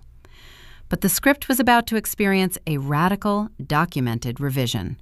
The digital outrage provided the perfect stage lighting. Let the rumors spread. Let the neighbors whisper. The louder the noise became, the more devastating the silence would be when the truth hit the table. I turned my attention away from the glowing screens and focused entirely on the physical evidence. Saturday night required precise, meticulous organization. It was time to step away from the digital noise and prepare the paper guillotine. I powered down my cell phone on Saturday evening, severing the digital tether to the escalating hysteria online. The sudden absence of vibrating notifications left my condominium enveloped in a profound, resonant quiet. The social media spectacle Helen engineered was designed to inflict psychological exhaustion, wearing down my defenses before the Sunday ambush. Engaging with the noise would only drain the energy required for the impending physical confrontation. I needed absolute focus.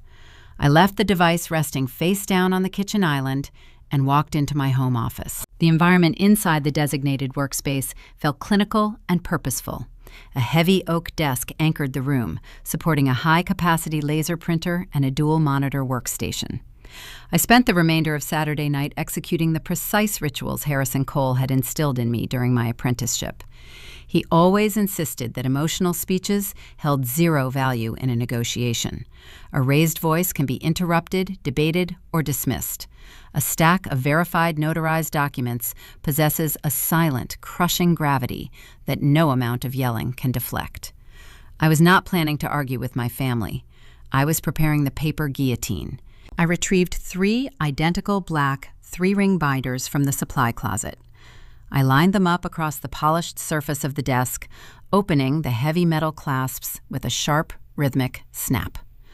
The tactile sensation of handling physical evidence offered a grounding counterweight to the abstract nature of the digital fraud.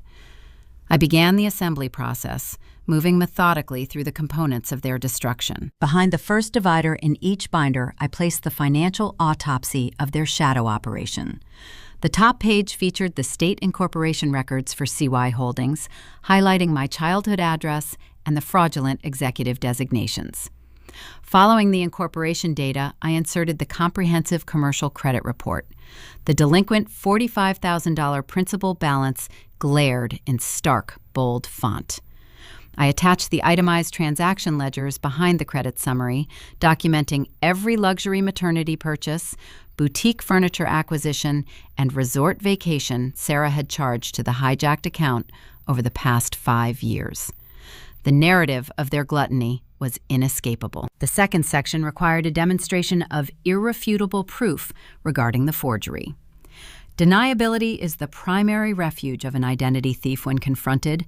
I anticipated Helen and Sarah would attempt to claim the digital signatures were somehow generated by a third party or the result of a clerical error. To neutralize that defense, I dug into a plastic storage bin stored in my hall closet, unearthing a stack of old greeting cards. I found a high school graduation card Helen had mailed to me a decade ago. I scanned the handwritten message from the card and placed the image directly adjacent to the signature line from the CY Holdings commercial loan application. I printed the side-by-side comparison in high resolution. The visual evidence was devastating. The distinctive heavy rightward slant, the sharp loops on the lowercase letters, and the specific pressure of the pen strokes matched flawlessly. A forensic document examiner would reach a conclusion in seconds. I placed the visual comparison behind tab 2, providing a clear, undeniable portrait of a mother stealing her daughter's financial future. The third tab contained the instrument of their geographic displacement. I slid the verified county recorded chain of title for the Taus property into the protective plastic sleeves. The document detailed the origin of the generation-skipping blind trust, the 10-year cash endowment timeline, and the final irrevocable transfer of equity. The official stamp of the county clerk sat in the upper margin, authenticating my status as the sole, undisputed legal owner of the estate. I paused, tracing my fingers over the printed text. The irony of their Sunday dinner strategy was staggering. My parents were preparing to sit in a dining room they did not own to offer me a fraudulent quitclaim deed to a house I already possessed in exchange for my signature on a debt they had stolen. They were attempting to sell me my own ground. Placing the true deed into the binder felt like loading a live round into a chamber. The final section of the dossier held the architectural blueprint of their extortion attempt. I printed the iCloud screenshots capturing their group text messaging thread. On crisp white paper, stripped of the glowing digital interface, the dialogue read like a cold, calculated transcript of a criminal conspiracy. The pages documented Sarah instructing Helen to use tears as a distraction, Helen agreeing to weaponize my father's failing health, and Kyle confirming the commercial bridge loan was ready to fund the moment I fell for the trap. The intent to commit fraud by deception was spelled out in their own words. I closed the covers of the 3 binders. The thick, heavy volumes sat in a neat row across the oak desk. They represented a decade of unpaid labor, unacknowledged resilience, and silent observation condensed into a lethal, undeniable format. I retrieved my leather professional tote from the hallway closet and carefully packed the binders into the main compartment. I returned to my desk, opened the velvet-lined presentation box resting near my keyboard, and extracted the heavy, vintage Montblanc pen Harrison had gifted me. The black resin felt cool and substantial against my skin. "Never sign anything out of fear," his voice echoed in my memory. I slipped the gold-trimmed pen into the interior pocket of the leather tote. I would not be using it to assume their debt. I would be using it to dictate the terms of their surrender. With the physical preparation complete, I walked out of the home office and stepped toward the large bay window in my living room. The interior of the condominium was warm, but a subtle draft seeped through the insulated glass, carrying a sharp, metallic chill. The stars above the Sangre de Cristo Mountains were obscured by a dense, rapidly thickening cloud cover. I walked over to the kitchen island, powered my phone back on, and bypassed the flood of social media notifications to open the local meteorological application. A severe winter weather advisory was illuminating the screen. A low-pressure system was pushing across the high desert, dragging a steep temperature drop and heavy precipitation toward the upper elevations. The forecast called for blizzard conditions to strike Taos by late Sunday afternoon. I stood in the quiet kitchen staring at the radar loops spinning on the digital display. A profound, bitter symmetry hung in the air. 10 years ago, a similar storm had descended upon the mountain. I was a vulnerable teenager wearing a thin corduroy jacket, shivering on a frozen porch while the people inside the warm cabin discarded me to accommodate a house guest. I remembered the sound of the wind howling through the pine trees, the agonizing numbness creeping into my boots, and the terrifying realization that I possessed nowhere to go. I had been entirely at their mercy, subject to their whims and their casual cruelty. They expected that same terrified girl to walk through the front door tomorrow evening. They built their entire extortion strategy on the premise that the trauma of the past would compel my compliance in the present. They assumed the cold would still break me. I turned off the phone and carried my tea mug to the sink. The vulnerable teenager who needed their shelter no longer existed. The woman packing the leather tote was a senior escrow officer holding the keys to their destruction. I felt no anxiety regarding the impending storm. Let the temperature drop. Let the snow accumulate against the windows of the cabin. This time, I was not the victim caught in the freezing wind. I was bringing the storm with me. I went to sleep feeling a deep structural peace. The following morning would initiate the final sequence of the siege. I possessed one last phone call to make before I drove up the mountain, a necessary logistical arrangement to ensure the audience at the Sunday dinner included the proper state authorities. The paper guillotine was loaded, sharpened, and ready to drop. The drive from Santa Fe up the winding mountain pass to Taos usually takes an hour and a half under clear skies. On Sunday afternoon, the journey stretched past 2 hours. The severe weather advisory I had monitored the night before was proving dangerously accurate. Heavy, wet snow began falling as I hit the higher elevations, sticking to the asphalt and rapidly accumulating on the shoulders of the highway. The temperature gauge on my dashboard registered a steep, continuous drop. The wind howled through the narrow canyons, violently buffeting the side of my sedan. I gripped the steering wheel, keeping my speed steady and conservative. The heater roared inside the cabin, maintaining a comfortable barrier against the brutal conditions outside. My leather professional tote sat securely on the passenger seat, the heavy weight of the 3 evidence binders anchoring it in place. The storm raging around my vehicle felt like a kinetic physical manifestation of the impending confrontation. I navigated the final curve of the mountain road and turned onto the familiar tree-lined private drive leading to my grandfather's estate. The heavy tires of my car crunched over the fresh powder. The dense pine trees flanking the driveway stood like silent, snow-dusted sentinels. I brought the sedan to a halt near the detached garage. The structure looked exactly the same as it had a decade ago. It was the same unheated, drafty building where my parents had suggested I sleep during the blizzard that almost claimed my life. The bitter irony of parking next to my former designated freezing zone offered a sharp, clarifying focus. I stepped out into the biting wind, pulling the collar of my wool coat tight against my neck. I grabbed the leather tote, feeling the comforting solidity of the handles in my grip. I walked up the shoveled pathway toward the main cabin. The exterior of the rustic, sprawling mountain retreat had not changed. The massive log beams, the wide wraparound porch, and the heavy oak front door remained completely oblivious to the parasitic nature of the occupants living within its walls. Warm amber light spilled out from the living room windows, painting bright rectangular patches across the accumulating snow. The visual projection was one of cozy domestic tranquility. The reality inside was a meticulously staged extortion zone. I did not knock. The front door was unlocked, a detail reflecting their arrogant assumption of total control. I pushed the heavy oak panel open and stepped across the threshold, allowing the storm wind to follow me inside for a brief second before shutting the door firmly behind me. The immediate atmosphere inside the cabin was thick, heavy, and completely devoid of organic warmth. The smell of a burning cedar fire mixed with a sharp, metallic undercurrent of nervous adrenaline. The trap sprang the moment the door latch clicked shut. My parents had originally extended the invitation under the guise of a reconciliation dinner. Yet there was no scent of roasting meat wafting from the kitchen. No plates or silverware graced the dining room table.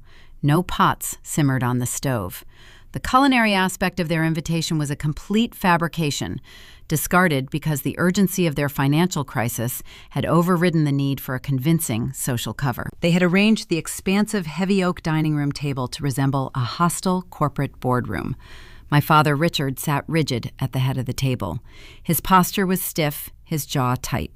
He did not rise to greet me. He did not offer a hug or a casual inquiry about the hazardous drive up the mountain.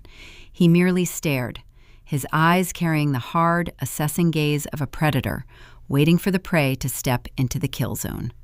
To his right, my mother, Helen, was already fully immersed in her assigned role. Before a single word had been exchanged, she held a crumpled tissue clutched tightly in her right hand, dabbing preemptively at dry eyes. Her shoulders were hunched, projecting a manufactured aura of overwhelming maternal distress. She was actively preparing to deploy the tears Sarah had instructed her to utilize as a distraction. Sarah occupied the seat adjacent to Helen. She sat with her hands resting protectively over her pregnant belly, staring down at the polished wood grain of the table. She was executing the vulnerable victim routine to perfection, refusing to meet my gaze. Her presence was designed to inflict maximum emotional friction, a visual reminder of the stakes they were demanding I subsidize. Kyle stood near the massive stone fireplace, intentionally positioning himself outside the immediate seating arrangement. His stance was aggressive, arms crossed tightly over his chest. He was projecting an aura of physical intimidation, serving as the muscle intended to enforce compliance if the emotional manipulation failed to produce a signature. And tucked away in the corner of the room, sitting awkwardly on a small wooden stool, was a young man clutching a leather satchel. He wore a rumpled dress shirt and possessed the terrified, darting eyes of a civilian who had unwittingly walked into a minefield. He was the mobile notary public. Sarah had successfully ensured his early arrival exactly as she had outlined in the intercepted iCloud group text. The choreography of the room was precise. The emotional pressure, the physical posturing, the absence of food, and the immediate presence of a state-commissioned witness, all funneled toward a single objective. I stood in the entryway, slowly unbuttoning my wool coat. I did not break the silence. I allowed the heavy, expectant atmosphere to stretch, forcing them to exist within the uncomfortable vacuum of their own anticipation. I draped my coat over the back of a wooden armchair, keeping the leather tote secured against my side. Kyle broke the silence. The pressure of the impending Monday morning commercial bank deadline fractured his ability to maintain a patient facade. He pushed off the stone mantel, closed the distance to the dining table in 3 rapid strides, and slapped his hand down flat against the wood. He slid a dense, formidable stack of legal documents across the polished surface. The paperwork stopped directly in front of the empty chair positioned opposite my father. "Sit down," Claire Kyle ordered. His voice lacked any trace of the humbled desperation he had faked in the parking garage. The tone was sharp, commanding, and saturated with an arrogant certainty. "We do not need to drag this out all night. We know you saw the Facebook post. We know the pressure your firm is under regarding your reputation.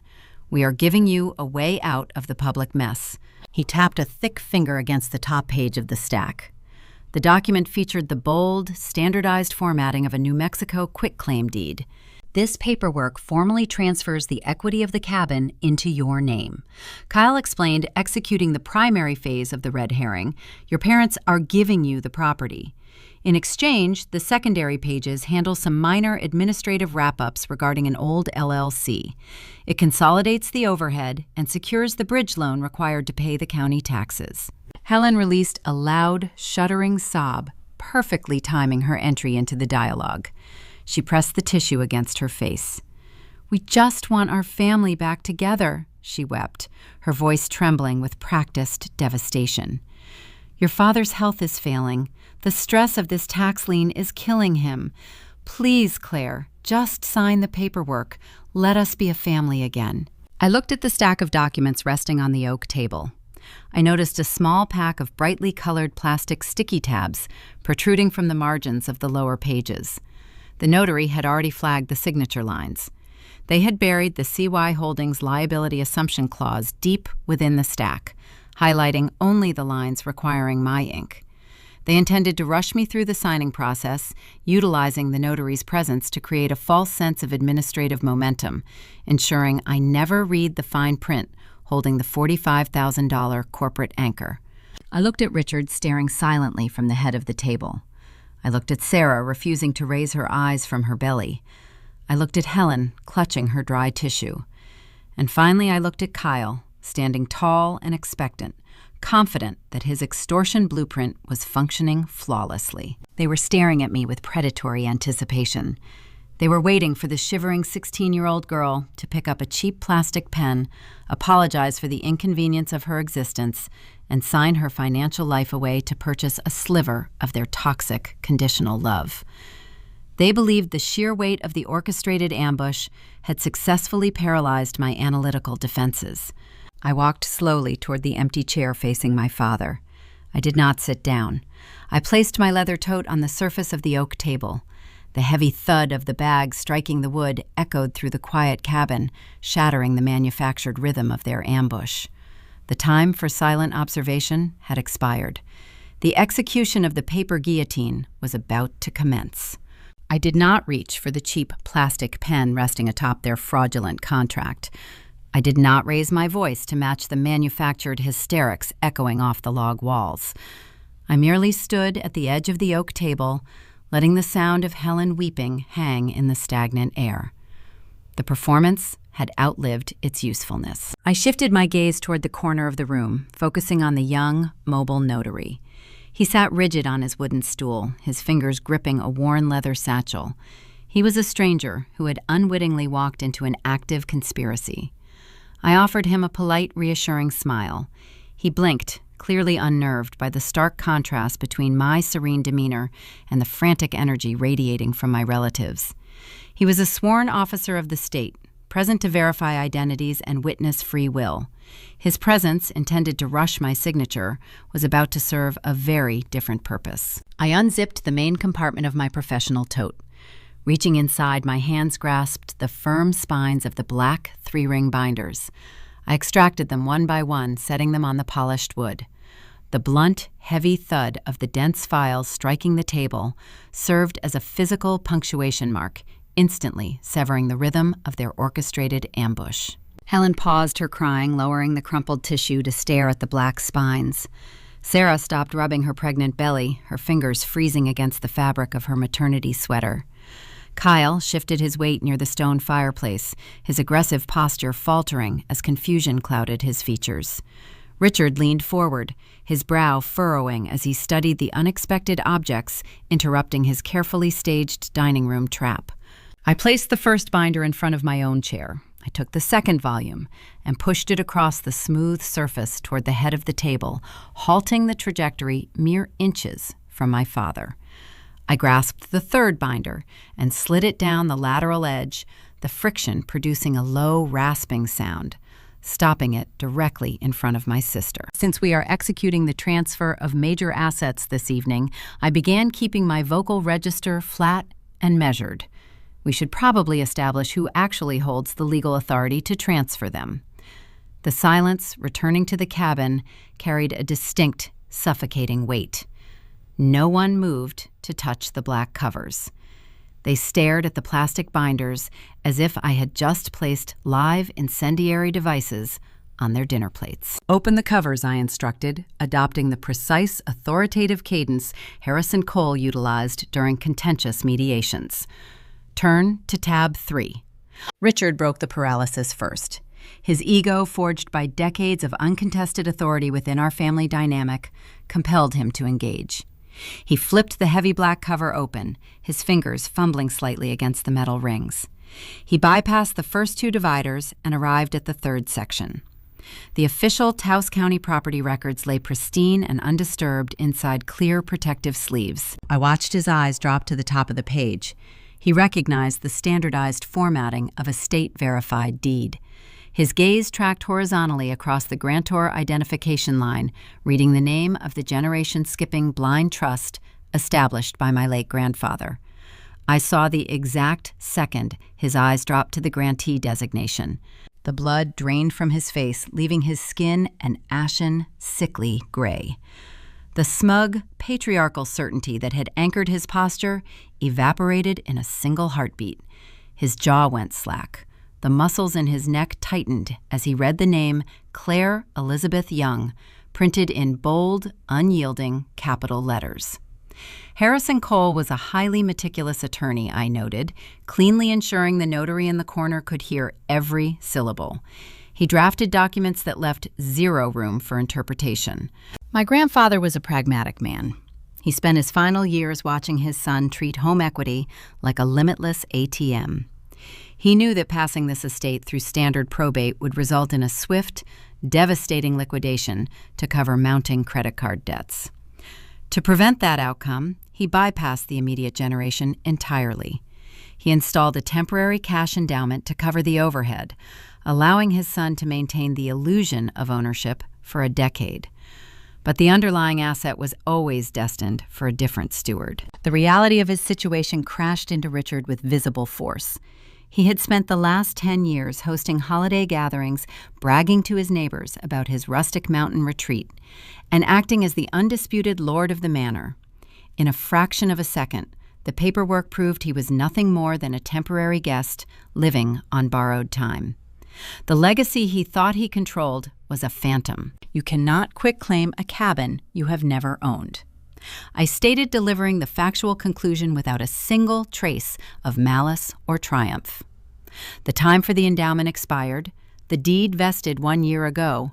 You are currently trespassing in my house. A sharp, ragged gasp erupted from the side of the table. Sarah shoved her chair backward, the wooden legs screeching against the floorboards. She dropped her hands from her belly entirely, abandoning the fragile victim routine. Her eyes darted frantically from the verified deed in her binder to the stack of fraudulent intake forms resting near my tote. The cognitive dissonance short-circuited her ability to maintain the deception. Kyle reacted with a visceral, physical shock. The color rushed into his face, flushing his cheeks and neck a dark, furious red. He stepped away from the fireplace, his breathing turning shallow and rapid. The foundation of his entire financial rescue operation had just disintegrated before his eyes. The regional commercial lender required tangible, undisputed collateral to originate the bridge loan. Kyle had promised the bank a first-position lien on the Taus property, banking on the assumption that my parents held the equity. He had plotted to trick me into assuming the delinquent corporate debt by burying the liability clause beneath a fake property transfer. But the collateral did not exist in their portfolio. The real estate belonged exclusively to the woman they were attempting to extort. Without the cabin to secure the new capital, the bridge loan was dead. The funding they desperately needed to pay the county tax assessor and hide their prior spending spree vanished into thin air. He held zero leverage. "This is a trick," Kyle stammered, his voice cracking as he pointed a shaking finger at the open binder. "That is a forged document. Richard owns this land. We checked the tax records." "You checked the payment history," I corrected him, smoothly shifting my gaze to meet his panic. "You verified that the taxes were paid, but you lacked the credentials to view the origin of the clearinghouse wire transfers. The funds originated from the Cole Law Firm trust accounts. The deed in front of you features the raised seal of the county clerk. It is an indexed public record." Helen finally registered the severity of the shift in the room. She dropped her tissue onto the table, her tearful maternal facade shattered, replaced by a mask of raw, unfiltered panic. She reached out and grabbed Richard's forearm, her manicured fingernails digging into his sleeve. "Richard," she whispered, her voice tight with terror. "Tell her she is wrong. Tell her this is our home." Richard did not speak. He could not tear his eyes away from my name printed on the county deed. The patriarchal authority he wielded to banish me into the snow a decade ago held no jurisdiction in the present reality. Kyle slammed his palms down onto the back of an empty chair, his knuckles turning white. His mind raced, desperately searching for a new angle of attack, a new method of intimidation. The loss of the cabin stripped away his future, but the immediate threat of the delinquent shadow company still hung over his head. He needed me to sign the liability assumption forms to save himself from a catastrophic default. "Fine," Kyle snarled. attempting to project a dominance he no longer possessed. So your grandfather played a game with the deed. That does not change the current situation. The county is still going to auction this property on Monday if the back taxes remain unpaid. You still need the bridge loan to save your own investment. Sign the guarantor release on the table, Claire. You absorb the CY Holdings account, the bank clears the lien, and we all walk away clean. I looked at him, marveling at the sheer, resilient audacity of a cornered predator. He still believed he could negotiate his way out of a snare by referencing the very trap he had built. He assumed the revelation regarding the real estate marked the end of my presentation. He failed to realize that the property deed merely established my authority over the physical ground. I rested my hand on the cover of my personal binder. I let a slow, deliberate second pass, allowing the silence to stretch tight across the room. The county tax lien is a minor administrative hurdle, I informed him, my tone dropping into a cold, clinical register. I possess the liquid capital to clear the arrears tomorrow morning without utilizing commercial financing. The cabin is secure. I paused, watching the final sliver of hope drain from Kyle's flushed face. However, I continued my fingers, tracing the edge of the black cover. The CY Holdings account presents a much more complicated scenario. You seem incredibly eager for me to assume liability for a corporate entity I did not create. I think we need to examine exactly how that commercial debt originated. I opened my binder. The rustle of the turning page echoed like a gunshot in the quiet cabin. Turn to tab 1, I instructed the room. The real presentation is just beginning. The command hung in the heavy cedar-scented air of the cabin. Turn to tab 1.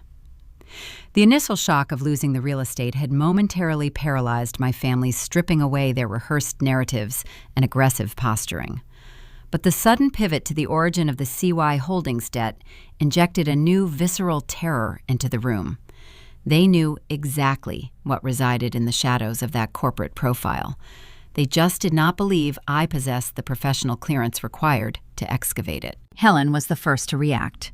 Her hands, previously steady while gripping her dry tissue, now exhibited a violent, uncontrollable tremor. She reached for the edge of the black divider, her manicured fingers struggling to flip the heavy cardstock. She turned the page, revealing the first section of the financial dossier. The color vanished entirely from her face. She was staring at a high-resolution, magnified printout of the original commercial loan application. Specifically, she was staring at the bottom right quadrant of the final page where the guarantor signatures resided.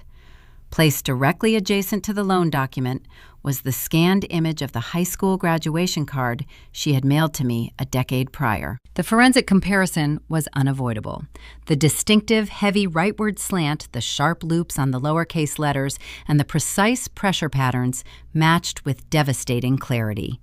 Helen had forged my name on a federal financial document, and Sarah had signed directly beneath her as the official witness to the execution. A choked, strangled noise escaped Helen's throat. She dropped her hands into her lap, physically shrinking away from the binder, as if the paper itself radiated intense heat. I did not offer them a moment to process the forgery before delivering the subsequent blow. I tapped my index finger against the polished oak table, redirecting their attention. That document is the foundational application for a shadow LLCU incorporated using my childhood address and Social Security details, I stated, my voice echoing through the dead, silent dining room. By utilizing the corporate veil, you successfully hid a $45,000 commercial default from my standard consumer credit monitoring. The act of forging a signature to secure capital across state lines constitutes federal wire fraud. Sarah pressed both hands against her mouth, her eyes wide with unadulterated panic. The maternal victim routine she had cultivated to extract sympathy completely evaporated. The luxury maternity clothing, the custom furniture, and the expensive vacations she had purchased using my hijacked identity were systematically detailed on the transaction ledgers sitting directly behind the signature analysis. She realized the paper trail dismantled her entire defense. Kyle's reaction escalated rapidly, from panic to volatile rage. The realization that his extortion strategy had failed spectacularly ignited a desperate, cornered fury. He possessed no escape route. The property he intended to leverage belonged to me, and the fraudulent debt he hoped to transfer was now exposed with an airtight chain of custody. He slammed his clenched fist onto the table, the impact rattling the brass fixtures on the overhead chandelier. "You vindictive liar," he bellowed, his face twisting into a mask of pure aggression. He stepped away from the fireplace, pointing a shaking finger at my face. "You fabricated this entire file. You utilized your position at the title agency to manufacture fake documents. Nobody is going to believe this garbage. We will sue you for defamation. We will drag you through civil court until you have nothing left." I did not flinch or break eye contact. The volume of his outburst merely confirmed his complete lack of strategic leverage. When the facts are insurmountable, the guilty resort to volume. "Before you file your civil suit," I suggested smoothly, "I highly recommend you review the contents of tab 4. The mobile notary, still perched awkwardly on his wooden stool in the corner, inadvertently leaned forward to catch a glimpse of the documents. He recognized the severity of the situation. He was no longer present to witness a simple real estate transfer. He was sitting in the epicenter of an active criminal conspiracy. Richard slowly turned the pages in his binder, navigating to the final section. He stared at the crisp white printouts displaying the intercepted iCloud photo album. The screenshots captured the entire cabin transfer group text thread. The dialogue detailed Sarah instructing the family to keep me distracted, Helen agreeing to weaponize my father's health with fake tears, and Kyle confirming the bridge loan was primed for funding upon my coerced signature. The intent to commit fraud by deception was explicitly spelled out in their own digital words. Richard closed the binder. He did not look at me. He stared blankly at the wood grain of the table, his shoulders slumped in utter defeat. The patriarchal authority that had governed our family for 3 decades finally collapsed under the crushing weight of undeniable evidence. He realized the daughter he had discarded into the snow had returned to dismantle his entire existence. Kyle, however, refused to surrender the narrative. The adrenaline pumping through his system clouded his judgment. He took a threatening step toward my side of the table, his physical presence intended to substitute for the legal leverage he lacked.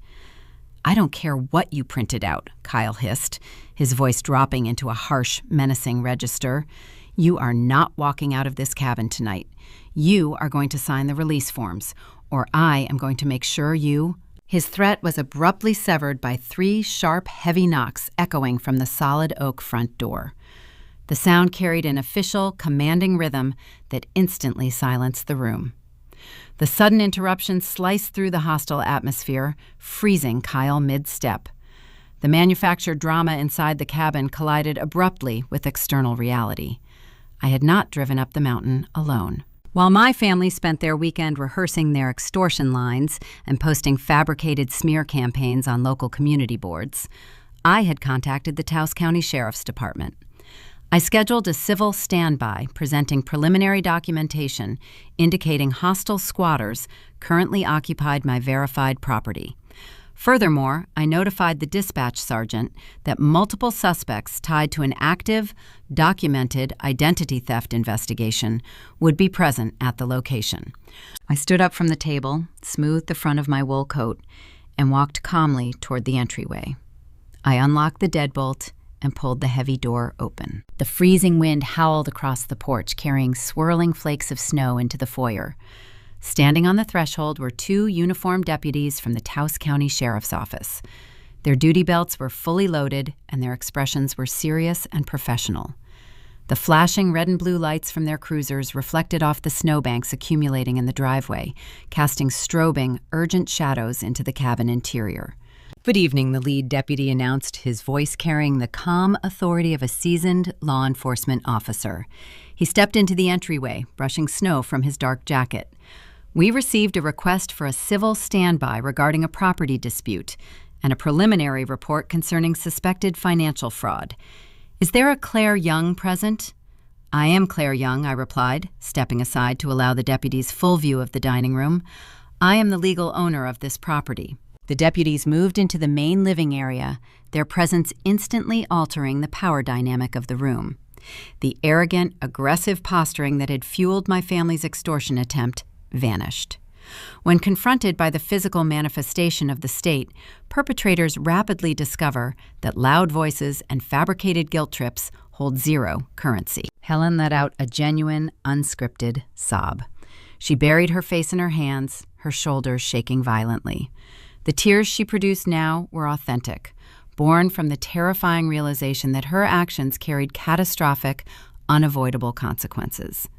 The devastating Facebook essay she had published the night before, designed to cast me as the corporate villain, dissolved completely in the face of law enforcement responding to her own documented felony. Sarah sat frozen in her chair, staring wide-eyed at the uniforms. Her hands remained clamped tightly around her belly, but the maternal shield offered no protection against wire fraud charges. The meticulous predatory logic she had displayed in the text thread was replaced by the terrified silence of an amateur thief caught holding the stolen merchandise. Kyle retreated toward the fireplace, his previous bravado collapsing into a sullen, defensive posture. He crossed his arms tightly, refusing to make eye contact with the officers. The threat to destroy my career, the intimidation in the parking garage, and the attempt to force my signature vanished into the ether. He realized the paper guillotine had dropped, and his neck was secured firmly on the block. The lead deputy approached the dining table, his eyes scanning the 3 identical binders and the stack of fraudulent intake forms resting near my tote. He turned his attention to my father, who remained seated in silent, shattered defeat. "Sir," the deputy addressed Richard, his tone polite but firm. "We need to ascertain the legal residency status of the individuals currently occupying this structure. We also have a preliminary report indicating forged financial instruments may be present on the premises." I walked back to the table and picked up my personal binder.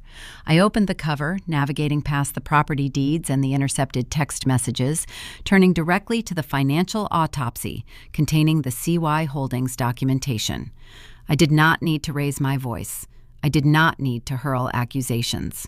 I simply handed the open file to the deputy, ensuring the forensic signature analysis and the commercial credit default were clearly visible. The execution was complete. The siege was over.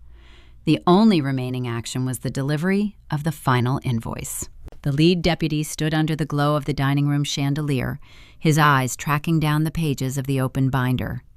He examined the side-by-side forensic comparison of the signatures. He reviewed the commercial credit default and the printed transcript of the iCloud text messages detailing the orchestrated trap. The ambient noise in the cabin, reduced to the crackle of the cedar logs shifting in the stone fireplace and the muffled, rhythmic thud of the winter storm battering the exterior windows. He closed the black cover, his expression remaining an unreadable mask of professional detachment. He turned his attention toward the fireplace, fixing a hard, calculating gaze on my brother-in-law. "I am collecting this file as preliminary evidence," the deputy stated, his voice carrying the flat, resonant authority of the state. "Financial crimes require processing through the County Fraud Division. A detective will be contacting you and your wife tomorrow morning to schedule formal interviews regarding the origin of the corporate entity and the forged signatures. I strongly advise you to secure legal representation before that phone call occurs." Kyle opened his mouth, his jaw working as if attempting to formulate a final, desperate defense. No words emerged. The sheer velocity of the collapse had stripped away his ability to construct a coherent lie. He looked at the uniformed officers, then at the thick stack of fraudulent intake forms resting uselessly on the table, and finally lowered his eyes to the floorboards. In the corner of the room, the mobile notary quietly stood up from his wooden stool. He slipped his uninked stamp and his blank registry journal back into his leather satchel, fastened the brass buckles, and moved silently toward the entryway. He offered a brief, respectful nod to the deputies before slipping out the front door, eager to escape the blast radius of a verified felony. The stage was clear. The audience had witnessed the truth. The final administrative task remained. I reached into the interior pocket of my leather tote. I bypassed the cheap plastic pen they had provided to facilitate my ruin. Instead, my fingers traced the smooth, cool resin of the vintage Mont Blanc Harrison Cole had gifted me 5 years ago. I pulled the heavy instrument from the velvet box, unscrewed the gold-trimmed cap, and set it on the oak table. I ignored the commercial bridge loan applications. I reached into a separate compartment of my bag and extracted 2 crisp, single-page documents I had drafted in my Santa Fe office the night before. I placed them side by side on the polished wood directly in front of my father's vacant stare. "I did not sign your trap," I informed the room, my tone reflecting the quiet hum of a reconciled ledger. "I am signing a formal 72-hour notice to vacate the premises." I pressed the gold nib of the Mont Blanc against the signature line of the eviction notice. The ink flowed dark and permanent, legally terminating their unauthorized occupancy of my estate. Richard stared at the eviction notice, his chest rising and falling in shallow, erratic intervals. Helen released another ragged sob, her hands covering her face. But the second document resting on the table held a much sharper edge. "Harrison taught me that every account requires a final reconciliation." I continued tapping the edge of the second page. "He spent the last several days attempting to extort me over a $45,000 commercial debt you accrued using my stolen identity. You utilized guilt, public shame, and physical intimidation to force my hand. You believed you held the ultimate leverage, but you neglected to run the math on your own liabilities." I slid the second document closer to Richard. It was an itemized invoice. "This property holds a conservative, fair market rental value of $3,000 per month," I explained, keeping the arithmetic clear and deliberate. "You have resided here without a lease, without an ownership stake, and without contributing to the structural endowment for exactly 120 months. I watched the realization register in my father's eyes. The blood that had already drained from his face seemed to retreat further, leaving his skin a pale, translucent gray. 10 years of unpaid back rent calculated at fair market value eclipses $360,000, I stated cleanly. Factoring in standard compound interest, the debt you owe me dwarfs your little commercial fraud scheme by a factor of 10. If you attempt to contest this eviction, or if you attempt to delay the fraud investigation regarding CY Holdings, I will file a civil suit for the entirety of the rental arrears. I will place a lien against whatever remaining assets you possess, and I will garnish your future wages until the ledger balances to zero." The checkmate was flawless. They owed me a fortune they could never hope to repay, neutralizing any lingering impulse they might harbor to fight the property transfer or dispute the criminal charges. The paper guillotine had dropped, severing their leverage, their false legacy, and their false narrative in a single documented stroke. The lead deputy stepped forward, addressing the shattered remnants of my family. "This is a civil standby," he instructed firmly. "The legal owner of the property has issued a formal notice. I suggest you gather your immediate personal belongings and find alternative accommodations for the evening. We will remain on site to ensure a peaceful departure." I did not scream at my parents as they stood up from the dining table. I did not hurl insults or demand apologies for the decade of neglect and the calculated betrayal. Anger requires an investment of emotional energy, and my accounts regarding these people were permanently closed. I watched in silence as Helen shuffled toward the hallway closet to retrieve her winter coat, her shoulders shaking. I watched Richard move with the slow, stiff gait of a man who had aged 20 years in 20 minutes. Sarah and Kyle gathered their coats without speaking a single word to each other, the fractures in their own relationship widening under the pressure of impending criminal charges. I walked past the dining room table, leaving the fraudulent loan documents untouched, and stepped out onto the front porch. The severe winter weather advisory had manifested into a blinding, magnificent storm. The wind roared through the heavy branches of the pine trees, sending cascades of white powder swirling across the wooden planks. The temperature hovered in the single digits, freezing the moisture in the air into sharp, crystalline needles. I stood in the exact spot where I had stood a decade prior. 10 years ago, I was a vulnerable 16-year-old girl, wearing a thin corduroy jacket, shivering against the locked door, listening to my father tell me to find somewhere else. The cold that night had nearly broken my spirit. Today the wind bit against my cheeks with the same feral intensity, but I felt no chill. I wore a heavy wool coat, and I held the recorded deed to the ground beneath my boots. The property behind me was dark, quiet, and legally mine. The heavy front door opened. My parents stepped out onto the porch carrying hastily packed overnight duffel bags. Sarah and Kyle followed close behind, their heads bowed against the driving snow. They walked past me without raising their eyes, their boots crunching heavily down the shoveled pathway toward their vehicles. The deputies observed from the threshold, their flashlights cutting bright beams through the whiteout.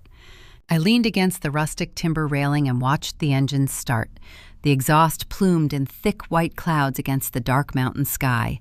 The tires spun briefly on the icy gravel before catching traction. I watched the red taillights of their cars navigate the winding, snow-packed driveway.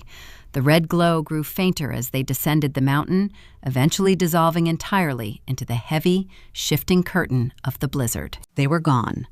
The storm swallowed them whole, leaving me standing in the profound, resonant quiet of my own estate. The subsequent weeks moved with the swift, efficient momentum of a cleared ledger.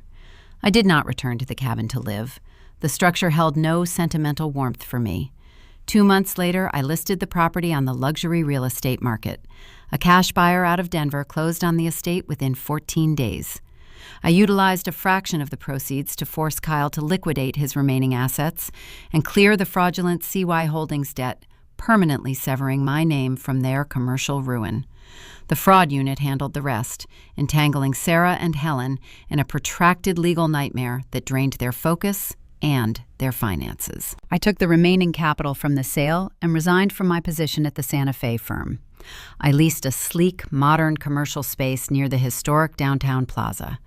The interior featured polished concrete floors, expansive glass walls, and a state-of-the-art climate control system. I ordered a heavy brass plaque for the front door, deeply engraved with the name of my new independent escrow and title agency, Cole and Young. I sat behind my own mahogany desk on opening day, the vintage Mont Blanc pen resting on a leather blotter. I looked out the window at the vibrant, sunlit streets of Santa Fe, feeling the steady, rhythmic hum of a life I had constructed entirely with my own hands. The world conditions quiet women to believe that loyalty is a mandatory tax we must pay simply for existing within a bloodline.